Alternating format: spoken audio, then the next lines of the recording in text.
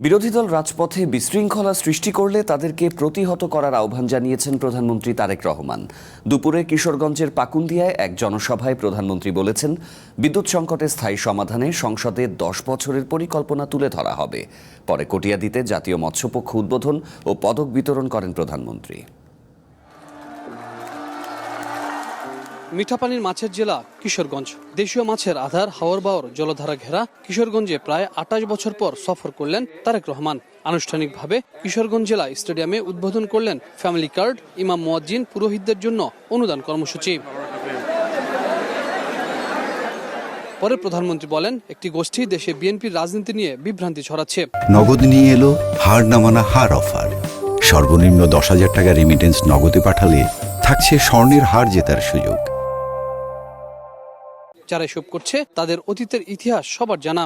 যেহেতু বাংলাদেশের জনগণ এই রাজনীতির বাস্তবায়ন চায়, প্রিয় ভাই বোনেরা, আজ এই দেশের মালিক হচ্ছে এই বাংলাদেশের 20 কোটি মানুষ।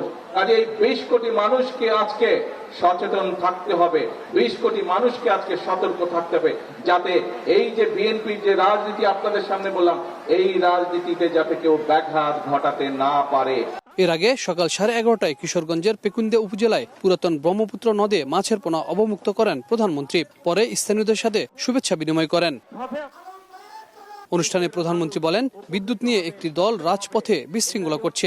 দেশের স্বার্থের বিরুদ্ধে যারা কাজ করবে, বিশৃঙ্খলা করবে, জনগণকে সর্বশক্তি দিয়ে তাদের প্রতিহত করার আহ্বান জানান। আমাদের লক্ষ্য, আমাদের উদ্দেশ্য হচ্ছে যে বাংলাদেশকে একটি কল্যাণমুখী রাষ্ট্র হিসাবে গড়ে তুলতে চায়। কিছু সংখ্যক রাজনৈতিক দল বিশৃঙ্খলা তৈরি করেছে। যারা রাজপথে বিশৃঙ্খলা তৈরি করবে, যারা দেশের মানুষকে মিথ্যে কথা বলে বিভ্রান্ত তৈরি করবে, তাদের বিরুদ্ধে আপনাদেরকে রুখে দাঁড়াতে হবে। পাকুন্দিয়া অনুষ্ঠান শেষে প্রধানমন্ত্রী কিশোরগঞ্জের কটিয়াদি কার্প হ্যাচারি পরিদর্শন করেন। পরে আচমিতা জর্জ ইনস্টিটিউশনে জাতীয় মৎস্যপক্ষ উদ্বোধন করেন। 13 জন মৎস্য চাষীকে দেওয়া হয় জাতীয় মৎস্য পদক। দেশে ইলিশ উৎপাদন বাড়ানোর পরিকল্পনা করা হচ্ছে জানিয়ে তারেক রহমান বলেন, পড়ে থাকা হাওর বাওরে সরকারের পক্ষ থেকে পোনা ছাড়া হবে। এর মধ্য দিয়ে কর্মসংস্থান বাড়বে। নদীমাতৃক বাংলাদেশে পুকুর, বিল, হাওর বাওর এবং অন্যান্য জলাশয় কাজে লাগিয়ে কিংবা অল্প জমি ব্যবহার করে মাছ চাষের মাধ্যমে স্বাবলম্বী হওয়ার সুযোগ রয়েছে।